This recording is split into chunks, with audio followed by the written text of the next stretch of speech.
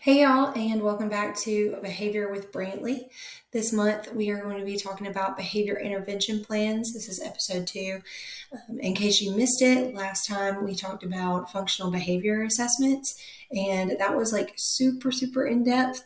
But functional behavior assessments typically lead to behavior intervention plans, and so that's why we're kind of going in this order.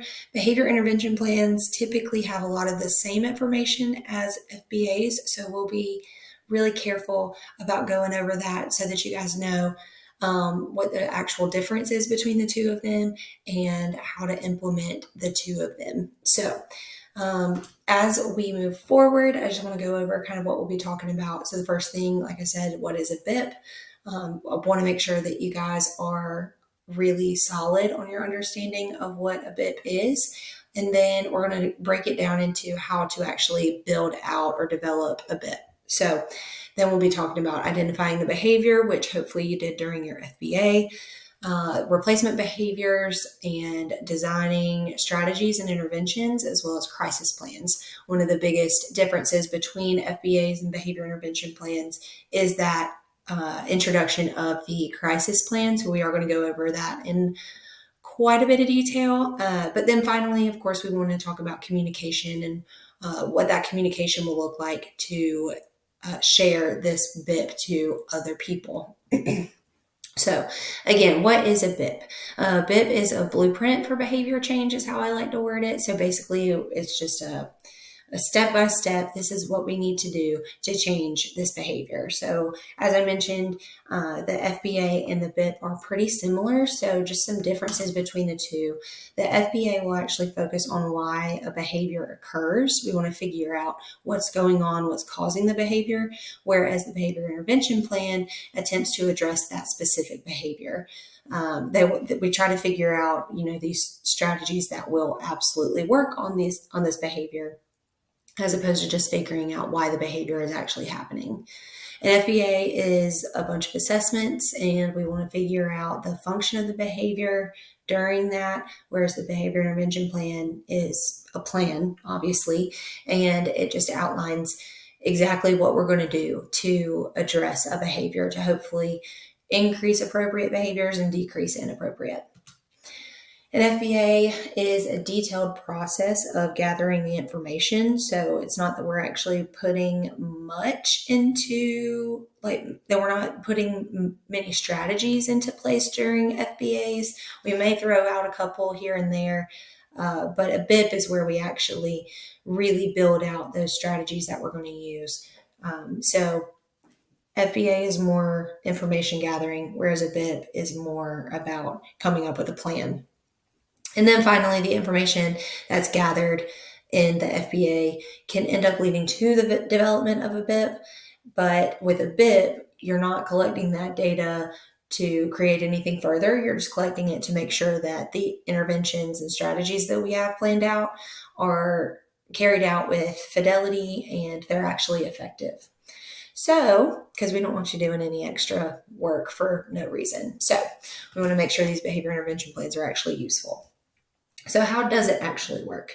Behavior intervention plans are, like I said, a blueprint. So they're going to provide strategies not only for what happens after the behavior occurs. So if a student starts to become aggressive, it's not just, okay, what do you do once the student becomes aggressive? It's also plans for how to prevent that behavior from hopefully occurring. What are some ways that we can reduce the likelihood of aggression in this student? So it's before and after.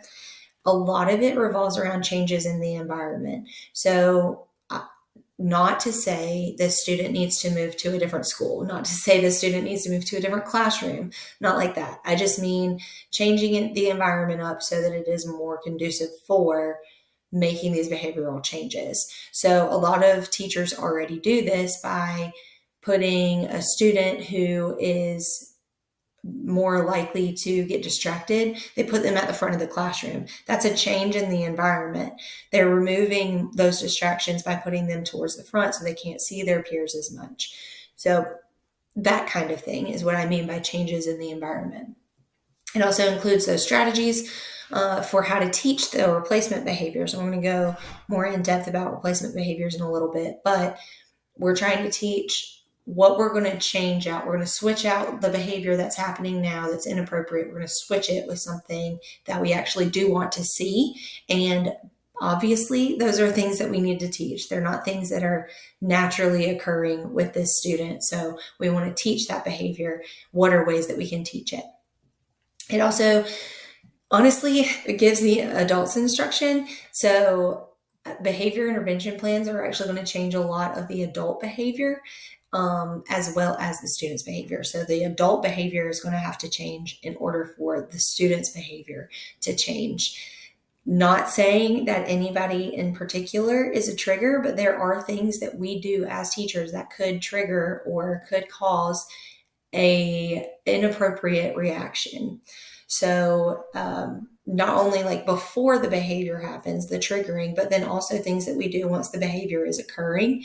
Sometimes that can escalate the situation as opposed to de-escalating. So a behavior plan kind of walks through, here are some of the things that you need to try to make sure that this behavior doesn't occur because of something that we as adults do. And also, here's a list of things that you can do and how you should respond if that behavior does occur, so that the student doesn't escalate to the point of harming themselves or harming other people. And then finally, the BIP produces those clear expectations of the behavior. It also really deliberately and explicitly explains what we are trying to change and what we are trying to change it to. So there's really no room for error in all of the BIP process as far as implementing it. So if you have a student that you're working on a BIP for and they already have an IEP or they're a 504, basically if they're in Enrich, this is the little block that you're going to see. This BIP at the very top, it'll say summary statement of behavior review. And for that, you're going to put in basically your present levels. So it'll describe student demographics, any academic or behavioral strengths and deficits. A lot of this is information that you already have in the FBA. We're not writing a BIP without an FBA. So you can really just go into your FBA, look at your summary statement for that, and put a lot of the same information in your BIP as you have in your FBA, as well as adding on the results of the FBA. So once we finished this FBA, we figured out that Jack's behavior is because there is maintained by an escape function. Great, put that in the summary statement. We need to know what the function of the behavior is in order to develop the behavior intervention plan. So if you do not have a student who already has an IEP or a 504, you're not going to see this exact thing, but there is going to be, like I said, like I did with the FBA, there will be a link for an outside kind of BIP plan, BIP template that you can fill out, and this will be a part of it. So it just won't necessarily look like this because it's not in Enrich. Anyway, so once we've got the summary statement done, we are going to focus on identifying the behavior. Again, hopefully you were able to very clearly and nicely define the behavior in your FBA, but just in case, we're going to go over those steps one more time. You're going to, in this box underneath, you're going to identify the behavior using observable and measurable terms. So don't tell me when so-and-so gets sad, this happens. We don't know that. We don't know that they're sad. We can't measure how sad they are. So I need to know observable and measurable terms. How many times is he doing this? How often is he doing this? How long does it last when he does this? It needs to be something that you can see with your two eyes. And I love to include both examples and non-examples. Talked about that in the last podcast a little bit, the examples and non-examples. So if you need a refresher, it is over there. But basically, it is just giving examples of what you're looking for and what you're not looking for, so that way nobody can be confused. Step 2, you are going to go in the box underneath it, and all of the data that you collected during the FBA, that is your baseline data for this behavior. Now, it says in enrich, frequency, intensity, duration, etc. That does not mean that you have to have all of them. Whatever you did during whatever data you collected during your FBA process can go in here. So the numbers are necessary part. It has a little asterisk beside it because I would hate to see a BIP completed with just a bunch of anecdotal information. We need to see how frequent this is occurring. If you're doing frequency, tell me it's been 18 times a day on average or whatever. Graphs and charts are a bonus, but you don't have to do them. I'm just a very visual person, so I typically do. Maybe that could be something that we do another behavior with Brantley on, the graphing and all that stuff. I don't know. Y'all let me know what you think. Anyway, step 3, after you've done your baseline data, after you put that in, go to the next box and it's additional information. This is going to describe anything else that isn't included in the first 2. This could be, let's say you were, during the FBA, you were working with a student and the teacher decided to, the student that was distracted, right? Let's say that during the FBA process, halfway through, the teacher moved him from the back of the classroom to the front. That would be a change, and you can see a drastic change in the behavior. That is something that you want to note. You want to make sure that you put in the date that happened too. So if there were any additional services provided, sometimes kids will get picked up for, sometimes students, will get picked up for mental health or something like that. And halfway through the FBA process. And during that time, things could change as well. Even if they don't change, put that in there because that is information that could be helpful for us to know. And then finally, step 4, you're going to select the function of the behavior that you figured out in the FBA. So again, we are not writing a BIP without an FBA. So if you have an FBA, you should have been able to identify the function of the behavior, and that's just a drop-down box. So that's really simple. Next up, after you've identified what the behavior is and what's kind of going on around it, we're going to come up with some replacement behaviors. So a replacement behavior, notice in this little example at the top, this box, it says behavior that can meet the same function or need as the target behavior. I want to make sure that we are very clear on this.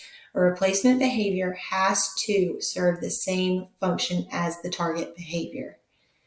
A replacement behavior has to serve the same function as the target behavior. If you tell me that the target behavior of hitting is maintained by the function of attention, and then you tell me the replacement behavior is to take a break, that does not serve the same function. Taking a break from an assignment is not going to allow them escape like the hitting did. Okay? It's not going to allow them attention, that the hitting did. So if the function is escape, sure, we can use taking a break because they're trying to escape from a task. They're trying to escape from an area. But they have to match the target behavior, and the replacement behavior's function has to match. The reason why we do a replacement behavior is to basically substitute what they are currently doing, that inappropriate behavior. Like we said in the last one, behavior is communication. So they're trying to communicate that they want or need something, right? And if we replace it with something, we're going to have to be able to replace it with something that is functionally equivalent. We have to replace it with a behavior that is actually going to communicate the same thing, but appropriately.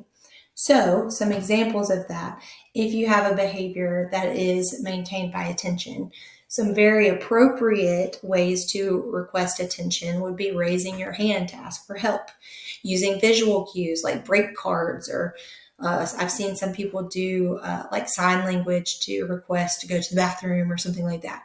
Use talking cards to increase the student's intentionality. So if a student is talking out a lot because they are maintained by attention, give them a certain amount of cards, and each time they talk out, they get a card taken away. Once they run out of cards, they can't participate anymore. And that is going to increase their intentionality behind the talking out. It's not just saying stuff to say stuff at that point. Again, all of this is attention replacement behaviors. There's plenty more, but this is for attention function behaviors. We're going to switch out from, instead of yelling out, we're going to have them raise their hand, because that is what we expect from our students, right? That's what the way that we want them to access attention. That's what we're doing here. For escape, the most frequently used one is requesting a break, which is very functionally appropriate. It is typical for any age group to ask for a break. So that is a good one. You can select from a provided choice. So if you are giving a student an assignment, I did this a lot with my students in my classroom. They wanted to escape, but they also wanted a little semblance of control. So I would tell them, you can either do the odd numbers or the even numbers. Half the time, because I was giving them that choice, they would want to do all of them, which is totally fine. But making them select from a choice as opposed to coming up with whatever they want to do, that's giving them this idea of escape. And then set and meet work goals or work or task accomplishment goals. So setting up, if you do this much work, then you'll get a break. If you, hey, I need you to get this much done, and then you can stop, kind of thing. Again, all of that falls within the escape maintained behavior. As far as sensory goes, if the behavior is maintained by sensory, we're going to have to put in a lot more sensory input. That's going to be our job. So you can give them a stress ball that they can squeeze, or a fidget or something like that. They can ask for alternative seating if they are sitting in their desk and they feel the need to engage in a behavior that is sensory based. They can ask to go sit in like a beanbag or something like that, or to request a movement break. I have sat through many faculty meetings, and halfway through I stand up in the back of the room because I'm sick of sitting all day, so that's a normal response. That's a normal and typical and appropriate way to get some sensory seeking behaviors out there without causing trouble for other people or hurting yourself. And then finally, if they're looking for a tangible, this is a great place to put in some communication goals as well, because if they want something like a tangible, then a lot of times you have to request them either verbally or with an AAC. And so that's a great way to get in some communication goals as well. But instead of hitting me every time you want to hold the doll, I'm going to expect you to request the doll. I also might have you, if the issue is that you're impatient, I may be trying to replace your behaviors because you can't wait appropriately. So instead, you're going to wait for that tangible. And then one of the big ones is picking something different if it's needed. So sometimes maybe Joe over here has the Lego set that I wanted to play with, and now it's not available. So then I go over and I hit him. Instead of engaging in that aggression, because the function is to gain access to that tangible, instead of all that, I'm going to learn to select from different options, if that makes sense. So again, all of this, I want to say this one more time, at least for this slide. I'll probably say it later on too, but a replacement behavior has to serve the same function as the target behavior. This is not the section that we are going to write about. He's going to have a visual schedule, and we're going to put a behavior contract into play. No, we're not doing that here. The replacement behavior is what we want to see instead of the behaviors that we are currently seeing. Okay. I feel like I covered that at least 1,000 times, and you're probably sick of hearing it. But it is super important that you know that.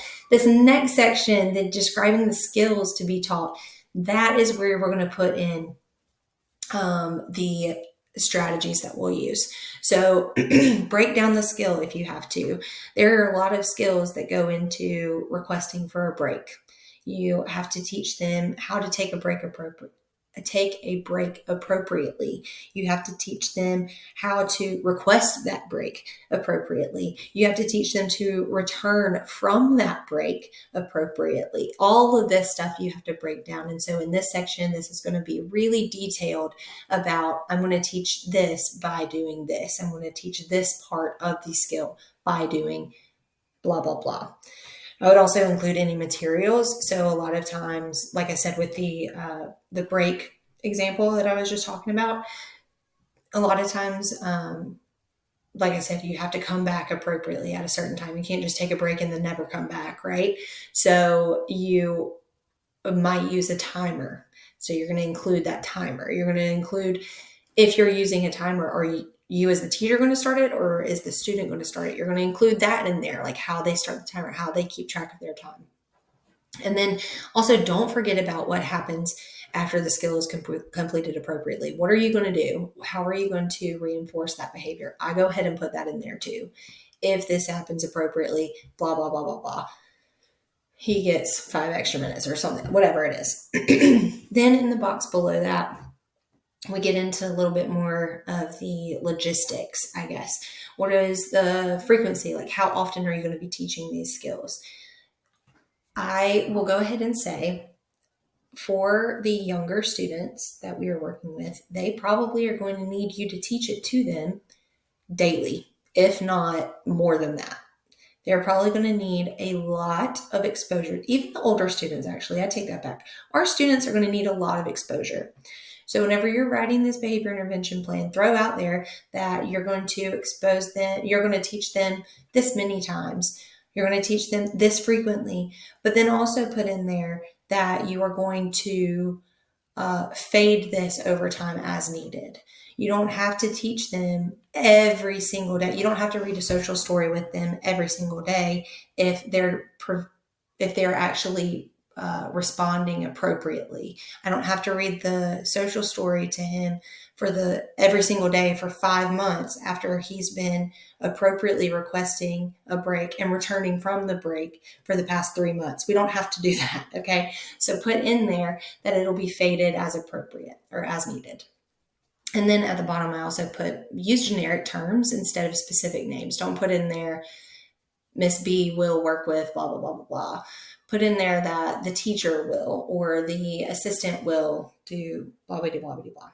This is just in case the student moves to a different district, different district, different school, whatever. If they move away, the person who's reading this behavior intervention plan will know exactly who does what where.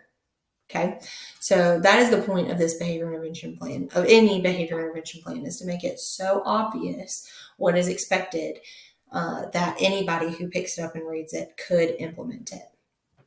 So once you have in mind what you want the behavior to actually transition to, the appropriate behavior that you want to transition it into, we're going to talk about the strategies and the interventions. So we talked about how often we're going to teach it, what kind of skills we need to teach, but how are we going to teach those things? How are we going to reinforce the behavior? How are we going to step in before the behavior occurs to reduce the likelihood? So both antecedent and consequent strategies are going to be used, and we'll talk about those in just a second. But basically, for antecedent, that is what happens before. What can we do before the behavior occurs to minimize the likelihood of the behavior occurring? And then the consequent is obviously what happens after the behavior. If it does occur, what are we going to do about it? So describe any teaching opportunities that might arise. Does that look like if he does it in the middle of the hallway? Like, are we only ever going to teach this child how to ask for a break in the classroom? No, we need to talk about it in other areas too, because maybe this student is feeling really stressed out and needs a break in PE, but he hasn't been taught that way. So any kind of teaching opportunities that you can think of, throw in there.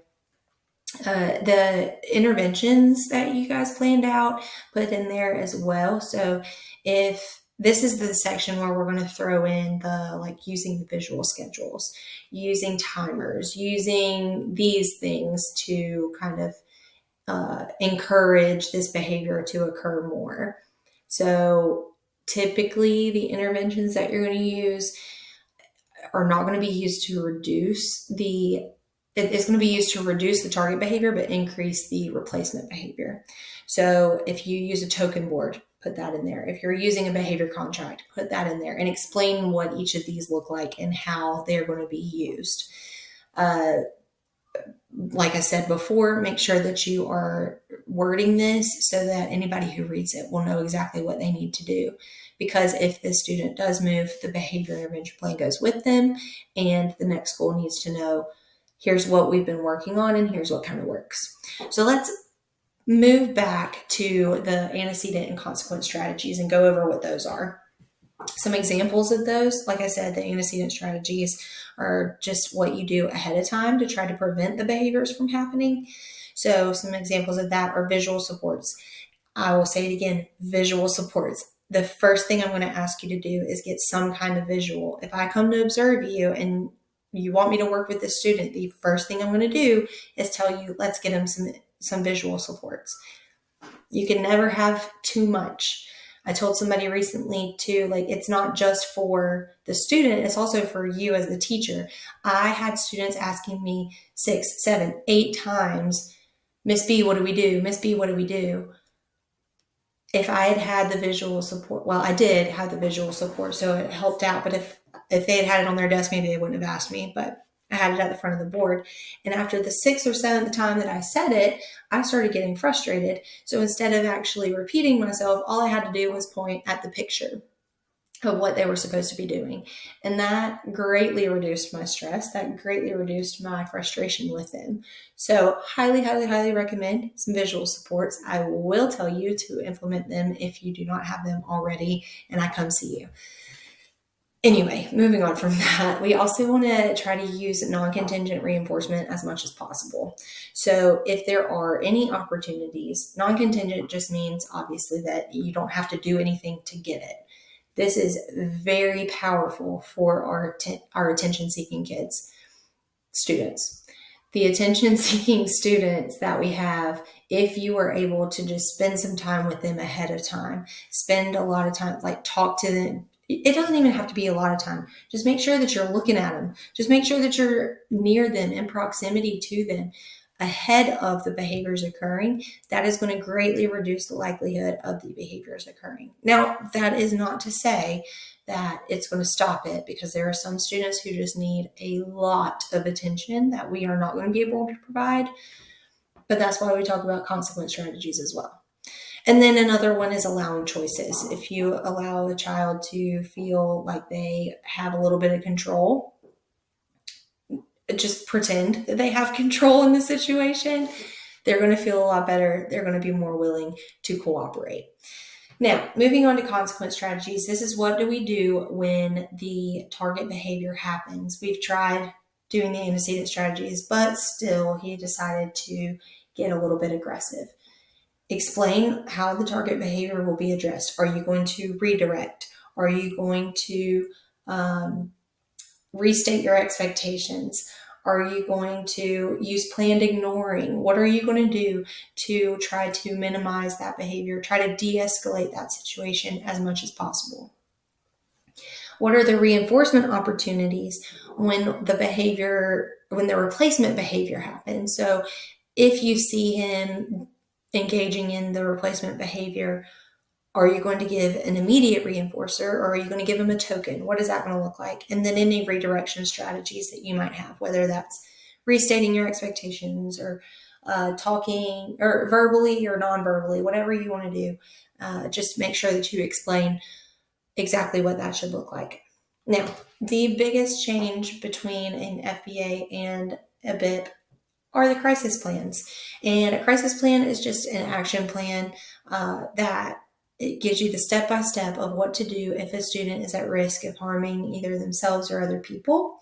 And a crisis plan isn't always necessary, so there is a yes or no box or yes or no check bubble thing in Enrich. So if you do decide that a crisis plan is necessary, describe it in detail, very, very, very, very, very explicit detail.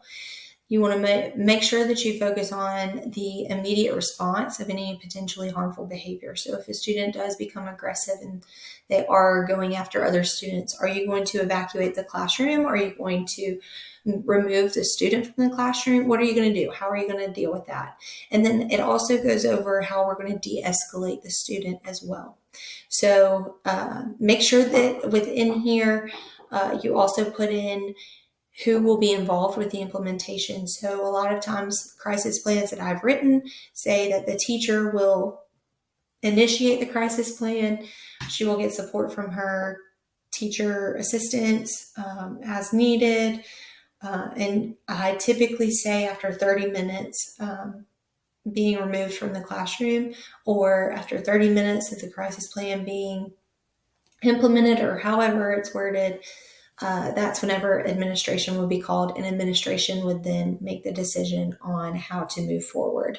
So that's typically what my crisis plans look like. Make sure that you also include how you're going to communicate with the parent, because the crisis plan, of course, does involve, like it says, a student that's at risk of harming themselves or other people.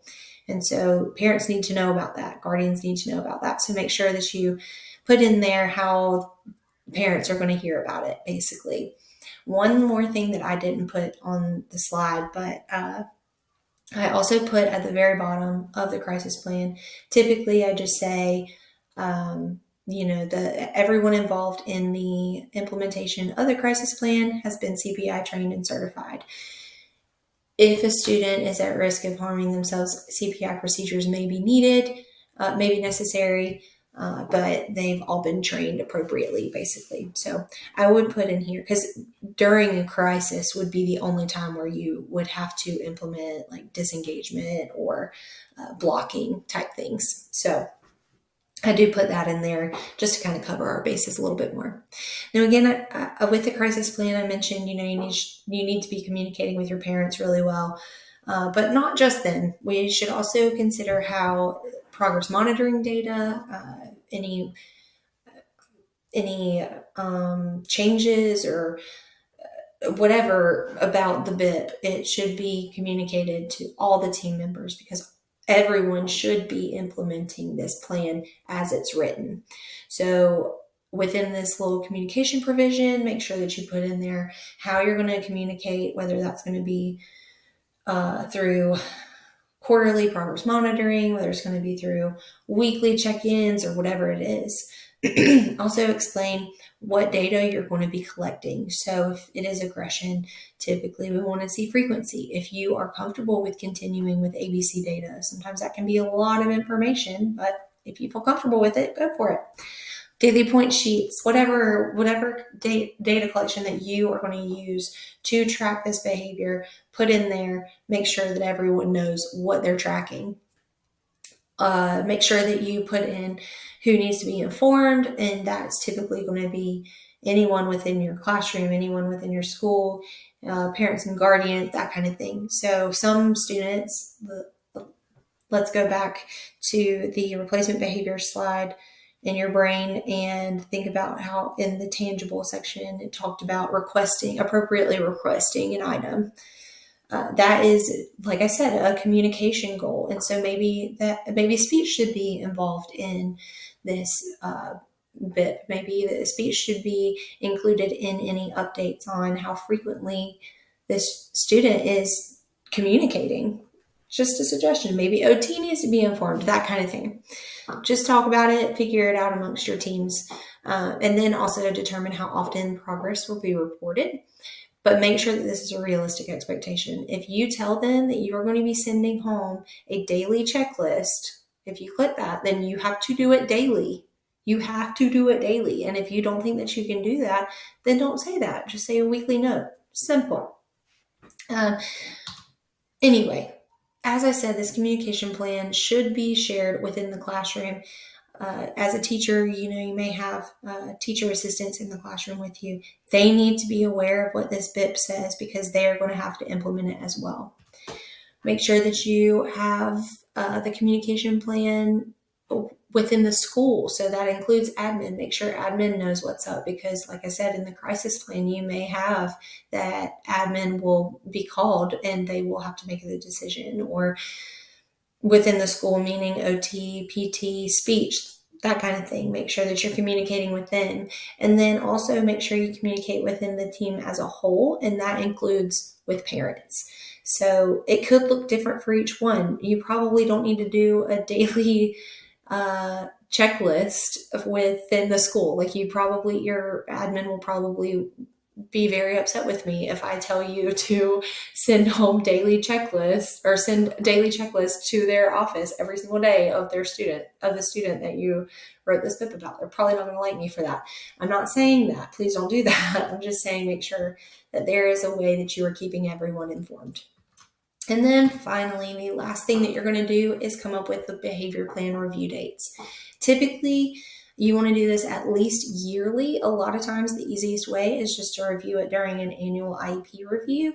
And this will just be an opportunity for you to kind of go over the behavior intervention plan, what's working in it, what's not working in it. Have we seen any changes? So if there are lots of behaviors that you're seeing, maybe you do need to review it every 9 weeks. Maybe so. I don't know. That's up to the team. But then also, whenever you're coming to these reviews, even if it's an annual IEP, make sure that you come with your progress monitoring progress monitoring data for the BIP itself, as well as any other progress monitoring that you might have, because we don't want to come into a meeting and just say, oh yeah, they're doing great. Cool. They've gotten better about it. But you don't want to look like that. You want to make the best choices. So within the dates, it's just obviously a little calendar in Enrich. You can do it that way. I've had people add them on like 3 years in advance. It's up to you. And then you are done. That's it. That's all you got to do. It's so nice. So the behavior intervention plan, like I said, is a little bit more detailed, but hopefully we went over everything and you feel a little bit more confident about writing behavior intervention plans. If not, feel free to reach out and let me know if you have any questions, or I can sit with you as you work on one, or I can work on one with you, however you want to do it. But I do want to make sure that everyone feels comfortable with them, because they are really, really important. And I do think that they are going to make a huge difference on our students' achievement and our students' behavior. So next month is December. I don't know if we're going to have a podcast for that, because it is a shorter month. I may be able to get one out, but it'll definitely be a shorter one. I know this one kind of went long, as well as the last one. But if you have any suggestions on what our next podcast should be about, feel free to shoot me an email or give me any ideas. I would love to hear them. Anyway, thanks you guys for listening. And again, if you need anything, feel free to reach out. Bye.